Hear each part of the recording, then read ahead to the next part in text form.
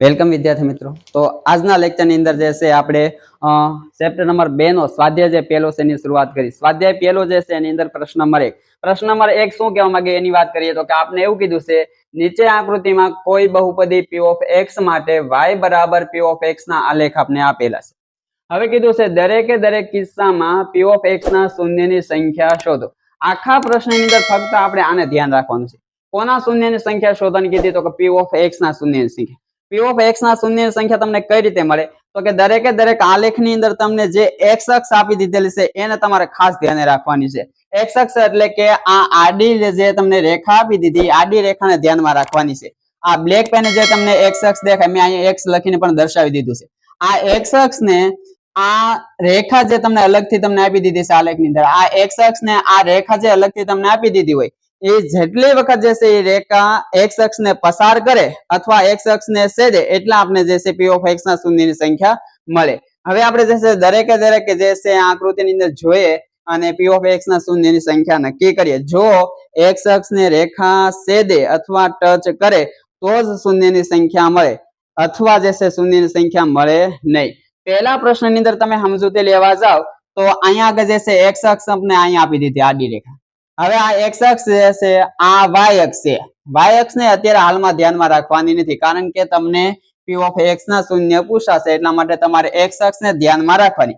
હવે x અક્ષને અહીંયા આગળ જે તમને રેખા અલગથી આપી દીધી છે એ રેખા જો x અક્ષને છેદે તો જ શૂન્યની સંખ્યા મળે. જેટલી વખત છેદે એટલે શૂન્યની સંખ્યા કહેવાય. પહેલા પ્રશ્નમાં તમે જોવા જાવ તો કે અહીંયા જે રેખા તમને આપી દીધી છે એ x અક્ષને એકે વખત છેદતી નથી. જો એકે વખત છેદે નહીં તો શૂન્યની સંખ્યા આપણે અહીંયા મળે નહીં. એટલે કે પહેલા પ્રશ્નની અંદર શૂન્યની સંખ્યા કેટલી મળે તો કે 0.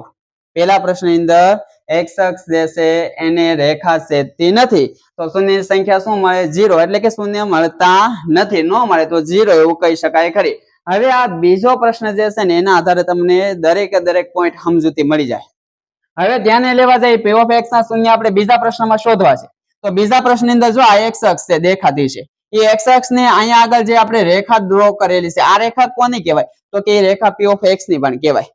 y બરાબર p of x ની રેખા એવું પણ કહીએ કો ખરી. પણ એટલું બધું આપણે સમજૂતીમાં જવાની જરૂરિયાત નથી. નોર્મલી રીતે સમજૂતીમાં જઈએ તો અહીંયા ખાલી આ રેખા જે છે એ આ x અક્ષને જેટલી વખત છેદે એટલી વખત આપણે શૂન્યની સંખ્યા મળે. જો તો આ રેખા જે છે x અક્ષને કેટલી વખત છેદે અહીંયા આગળ એક વખત છેદે એનો અર્થ અહીંયા શૂન્યની સંખ્યા કેટલી મળશે ભાઈ 1 મળશે. આગળનો પ્રશ્ન તમે જોવા જાવ તો કે ત્રીજા પ્રશ્નની અંદર જે છે આપણે p of x ના શૂન્યની સંખ્યા શોધવી છે. તો આ જે રેખા દોરેલી છે બ્લુ પેને જે રેખા દોરેલી છે એ આપણે x અક્ષને કેટલી વખત છેદે એને ધ્યાનમાં લેવાનું છે. તો જો એ કેટલી વખત છેદે છે અથવા કેટલી વખત પસાર થાય એવું પણ તમે કહી શકો ખરી. તો કે આ એક વખત અહીંયા આગળ એક શૂન્યની સંખ્યા મળી કહેવાય. અહીંયા આગળ બીજી વખત છેદે છે અહીંયા આગળ ત્રીજી વખત. એટલે કે આ રેખા જે છે x અક્ષને કેટલી વખત છેદે છે 3 વખત છેદે તો શૂન્યની સંખ્યા કેટલી કહેવાશે 3 કહેવાશે. શૂન્યની સંખ્યા કેટલી કહેવાશે 3. ત્રીજા પ્રશ્નની અંદર આ રેખા જે છે x અક્ષને એક વખત 2 વખત અને 3 વખત છેદે એટલે શૂન્યની સંખ્યા કેટલી કહેવાશે 3 કહેવાશે. ચોથો પ્રશ્ન જોવા જઈએ તો કે ચોથા પ્રશ્નની અંદર જે છે આ રેખા જે તમને દેખાય છે એ રેખા જે છે x અક્ષને કેટલી વખત છેદે છે તો કે અહીંયા આગળ એક વખત આ 2 વખત એટલે શૂન્યની સંખ્યા કેટલી થઈ ગઈ 2.